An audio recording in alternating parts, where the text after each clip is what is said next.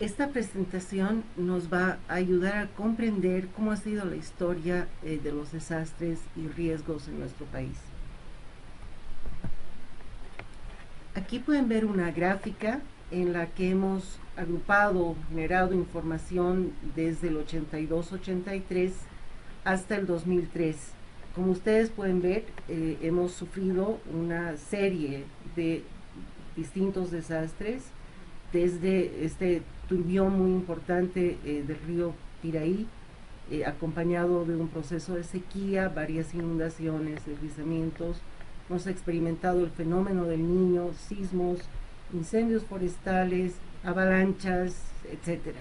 Estas X rojas marcan cuál ha sido el costo estimado de esos desastres que fueron evaluados en su tiempo, y como ustedes pueden ver, tiene un costo que supera los 2.000 millones de dólares. Donde tenemos las cruces amarillas, se han estimado, hemos tenido más o menos 512.000 damnificados, un número muy importante. Si miramos a este cuadro, también podemos ver cómo en el periodo 2002-2012 hemos tenido 10.503 eventos registrados. Fíjense cómo en el caso del Departamento de La Paz tenemos 3.917 eventos. Quizás esto tiene que ver con los diferentes pisos ecológicos que tiene el departamento, desde regiones amazónicas hasta regiones de altiplano, y por lo tanto una variedad de eventos que van desde inundaciones en esta región amazónica hasta intensas sequías en el altiplano sur del departamento. En el caso del Beni, casi todas ellas asociadas a inundaciones, pero también a incendios forestales. Lo importante de esta gráfica es que ustedes puedan ver que tenemos un número muy importante de eventos. Ustedes pueden ubicar el departamento al que pertenecen y ver en cada año cómo se han presentado y qué número de eventos tenemos en el país. Este es otro ejemplo muy importante. Como ustedes saben, luego de que ocurre un desastre, el país empieza un proceso de planificación de cómo va a ser la reconstrucción y la rehabilitación. En el caso del fenómeno de la Niña, en el periodo 2007-2008, hizo la evaluación correspondiente, pero es importante notar que ya veníamos de una inundación muy importante en el año 2006. Fíjense cómo para este periodo del fenómeno de la Niña tenemos estimado 517 millones de dólares en pérdidas, con, si ustedes se fijan aquí, una gran cantidad de pérdidas concentradas en el sector de transporte. Eso quiere decir que el país pierde enormes cantidades de plataforma, de caminos, etcétera. Y por otro lado, importantísimas pérdidas en el sector de agricultura y ganadería. Dependiendo de cómo se presenta el evento, y en este caso así fue evaluado, el sector que sigue en importancia es el sector de vivienda, por la cantidad de viviendas que se perdieron, ¿no?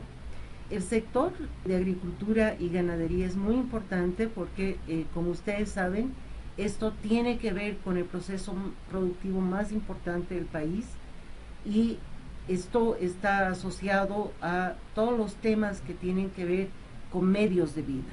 Es decir, si las familias que dependen de la ganadería y de la agricultura dejan de percibir ingresos, obviamente es un problema en cadena, ¿no? Eso afecta a la vida normal de las familias, ¿no? Y a su dinámica que queda interrumpida por estos procesos severos. En el caso de viviendas también es muy importante resaltarlas, porque en muchos casos en esas viviendas no solamente las familias tienen, digamos, su vida común, pero también pueden llevar a cabo en ellas procesos productivos. Por ejemplo, trabajar artesanía u otros procesos. Entonces no es solamente la pérdida de la vivienda, sino que también conlleva una pérdida de la capacidad productiva de esas actividades que se realizan en las propias viviendas.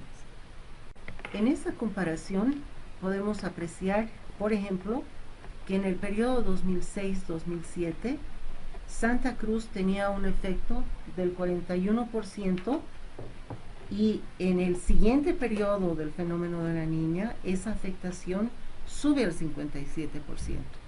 Una de las cosas que puede explicar esto es que la velocidad que debemos tener para llevar adelante un proceso de recuperación tiene unos tiempos.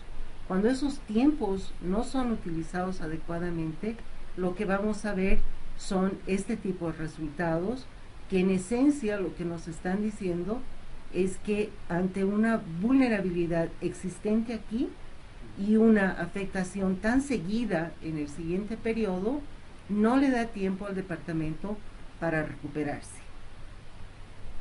Miren, esta gráfica nos va a mostrar cómo se componen los daños por sectores, las pérdidas, la estructura del impacto y la composición del impacto.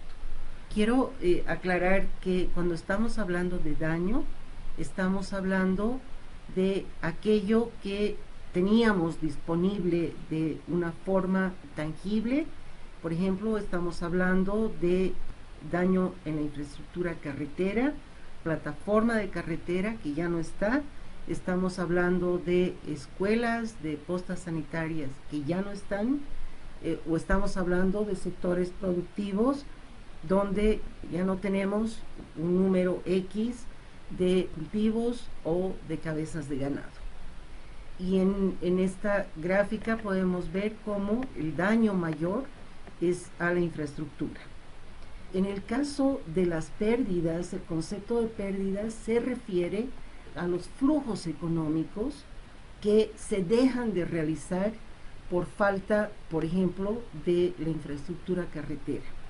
Entonces las pérdidas son más amplias porque no solamente afectan a la comunidad que ha perdido la plataforma, sino a otras comunidades que no pueden usar esa carretera para llevar sus productos a los mercados. Y entonces aquí ya en un resumen podemos ver que en la relación porcentual los daños son menores a las pérdidas. Finalmente es importante mirar cómo se compone este impacto. Estamos hablando del impacto en lo público, en este caso, por ejemplo, de carreteras que son bienes públicos y de procesos productivos que son privados. Esto corresponde a empresas, a microempresas, a procesos productivos llevados adelante por las familias, etc. Es importante preguntarnos cuál es el efecto final de los desastres, cuál es su peso en el desarrollo. Fíjense, el desarrollo, y aquí graficamos con este símbolo, ¿no? En realidad lo que el desastre hace es interrumpir el proceso de desarrollo que llevamos adelante, desde las comunidades, desde las ciudades y en el país en general. ¿Qué es lo que pasa? Tenemos impactos directos e impactos indirectos, ¿no es cierto? ¿Con qué recursos construimos infraestructura? ¿Con qué recursos llevamos adelante los procesos productivos? ¿Con qué recursos mejoramos las condiciones de las poblaciones? Todas estas cosas las hacemos a través de proyectos de inversión pública, muchas veces solicitudes de las comunidades a su municipio para la construcción de cosas que son muy necesarias en la comunidad, por ejemplo, la construcción de una escuela. Estas son las inversiones que nosotros tenemos y que vienen con cargo a los recursos que les asignan a nuestros municipios, a nuestras gobernaciones o proyectos que implementa directamente el gobierno desde su nivel central. Por otro lado, tenemos impactos indirectos, es decir, la ocurrencia de un desastre en medio de nuestro proceso de desarrollo nos llevan a tener problemas con la productividad en el largo plazo, ¿no? Dejamos de ser productivos, tenemos que tomarnos un tiempo para recuperarnos, tiene efectos en el crecimiento, quizás crecemos menos, obviamente en el desempeño macroeconómico, en la política fiscal, en el aumento de precios. Es una cosa que la experimentamos de forma general. A veces no necesitamos experimentar un desastre de proporciones, pero lluvias intensas sin que lleguen a ocasionar un verdadero desastre hacen que aumenten los precios de los vegetales o de la papa, ¿no? Y por tanto entramos en procesos de inflación. Entonces no es poco lo que pasa cuando enfrentamos un proceso de desastre. ¿Qué es lo que también pasa? ¿Qué decisiones se toman a nivel del gobierno, ¿no? Normalmente, primero, la interrupción de programas que se estaban desarrollando en este territorio que tiene un desastre, la reorientación de recursos, ¿no? Estaban previstos para desarrollar un programa, qué sé yo, de centros telemáticos, de cualquier cosa que haya sido solicitada o esté en el POA del municipio, y tenemos que reorientar esos recursos con los cuales íbamos a hacer desarrollo para destinarlos a atender la emergencia y a tratar de empezar un proceso de recuperación. ¿Qué pasa también?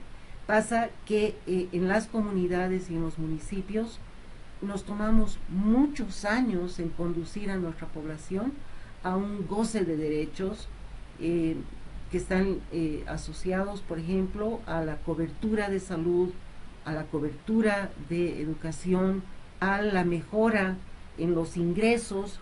Todos esos logros que nos han tomado un número de años quedan mermados, quedan disminuidos, quedan afectados por este desastre. Con la política, obviamente, lo primero que hace la población es cuestionar a sus líderes, ¿no? ¿Qué es lo que ha pasado? ¿Por qué estamos en esta situación? ¿No? Y obviamente un impacto negativo sobre las inversiones, porque plata que teníamos ya programada aquí tiene que ser redirigida, tenemos que volver a hacer cosas que ya estaban hechas, etcétera. Pero, ¿qué está pasando entonces?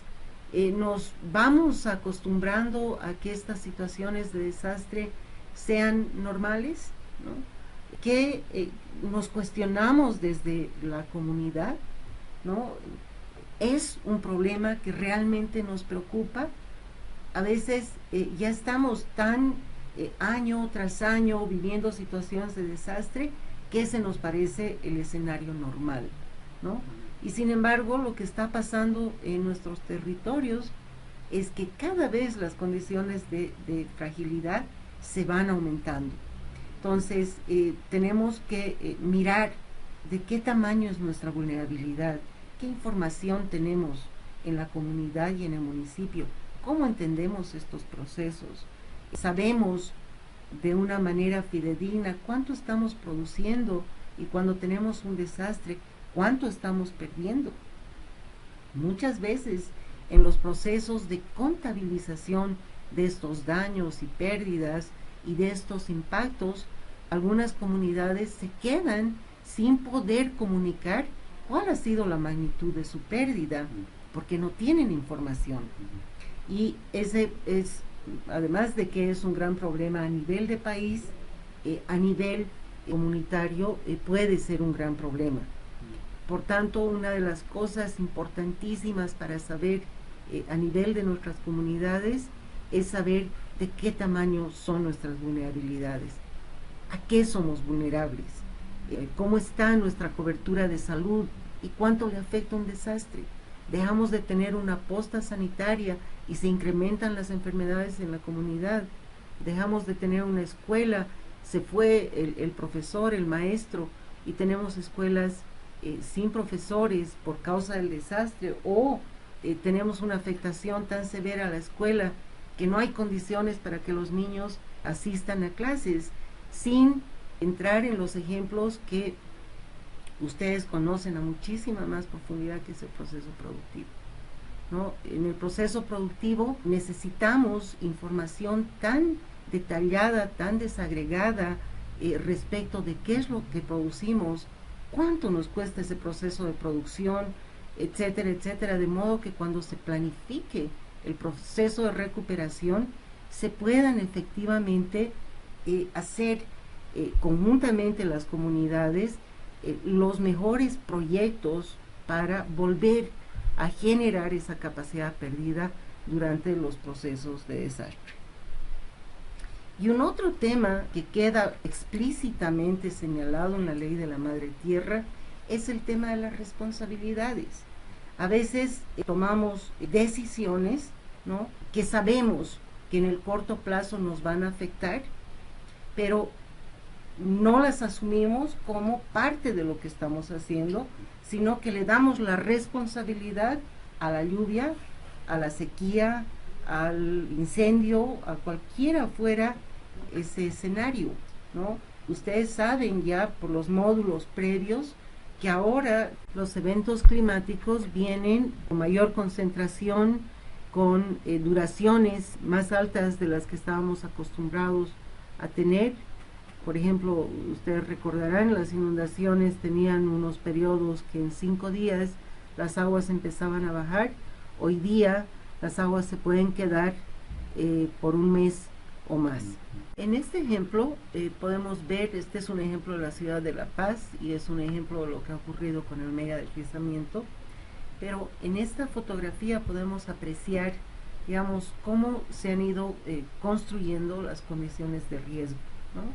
Primero estamos hablando de laderas de alta pendiente, estamos hablando de unas condiciones de suelo arcilloso, estamos también hablando del incremento de viviendas en esta zona con esas condiciones geofísicas, estamos hablando de un sector que tiene aguas subterráneas, es decir, hay una cantidad de elementos que han ido sumando, han ido haciendo que la vulnerabilidad que existía en esta zona vaya creciendo, ¿no?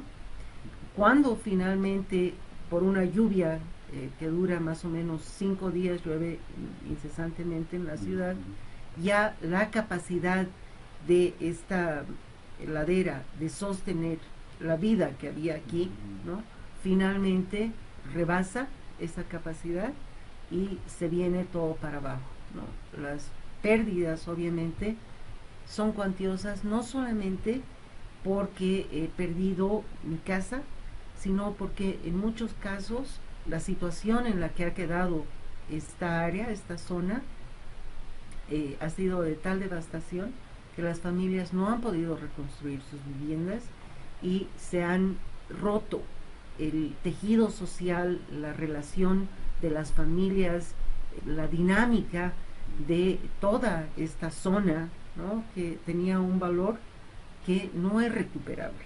Es decir, se puede recuperar la vivienda quizás en otro lugar o muy pocas viviendas en esta región, en esta zona, pero la pérdida es mucho más que números fríos sobre número de casas, cosas que las familias tenían, sino que perdemos tejido social.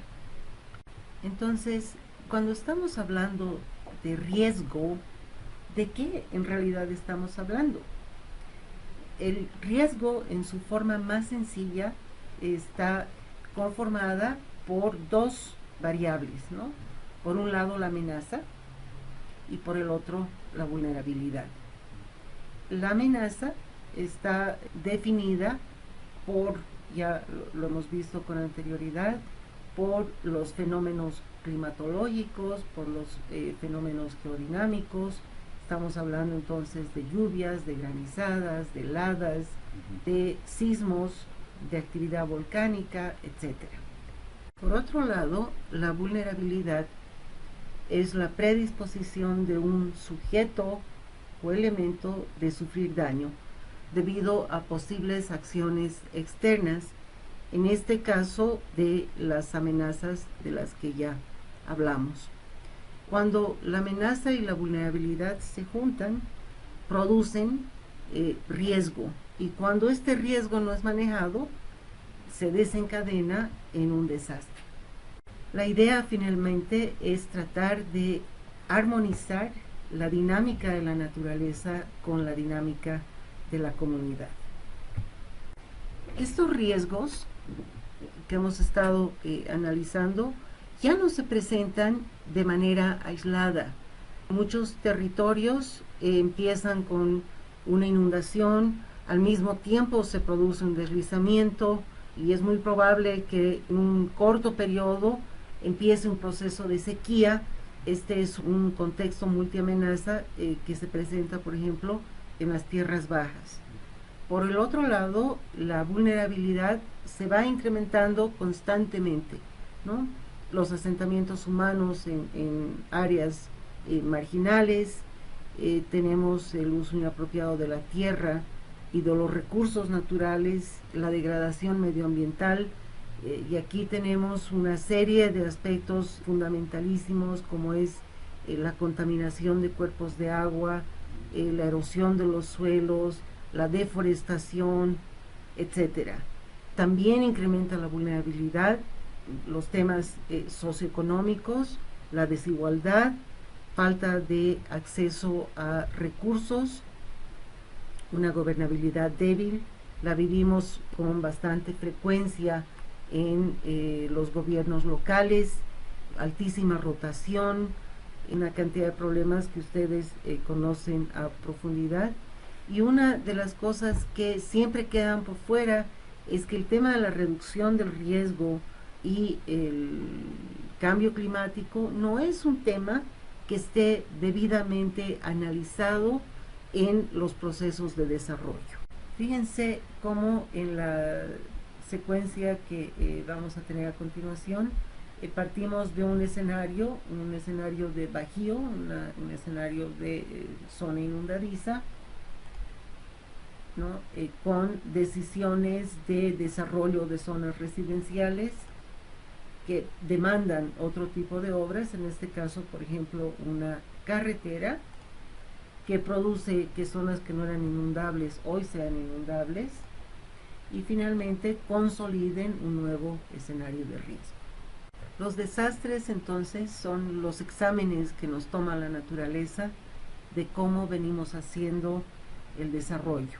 Tenemos problemas con la planificación de las ciudades, de las comunidades, los asentamientos, y lo miramos en ejemplos anteriores, ya en zonas de riesgo, de ladera, ya en regiones donde no tenemos agua, es decir, hay una serie de condiciones que no tomamos en cuenta a la hora de definir dónde ponemos un asentamiento humano. Fíjense también cómo por un lado, digamos, centros que atraen población como las ciudades tienen que enfrentar procesos de crecimiento rápido que no le da el espacio a la ciudad para planificar o recibir, digamos, nueva población que no solamente pueda llegar a un lugar que no esté expuesto a riesgos, pero que también le permita tener la cobertura y goce de derechos que tienen el resto de los ciudadanos. En consecuencia, también se van a profundizar las condiciones de inequidad y de pobreza.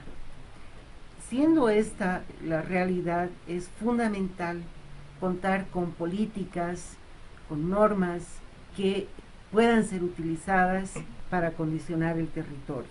Esto de alguna forma ayuda a que el territorio esté más controlado, mejor regulado, y ya cualquier flujo migratorio tiene que ajustarse a estas normas que estén debidamente emitidas por las autoridades locales, departamentales o cualquiera fuera el nivel. Bolivia es un país con un alto nivel de riesgo donde se conjugan múltiples escenarios de riesgo, diferentes en cada una de sus comunidades, de sus ciudades y poblaciones. Entonces, hablar de desastres y su reducción es hablar principalmente de derechos, del derecho a la vida, el derecho a la seguridad, el derecho a la equidad y los derechos de la madre tierra. Estamos hablando en definitiva de los fundamentos del desarrollo integral en armonía y equilibrio con la madre tierra para vivir bien. Los invito a seguir atentos a los contenidos y materiales que van a estar disponibles para ustedes en la plataforma. Gracias.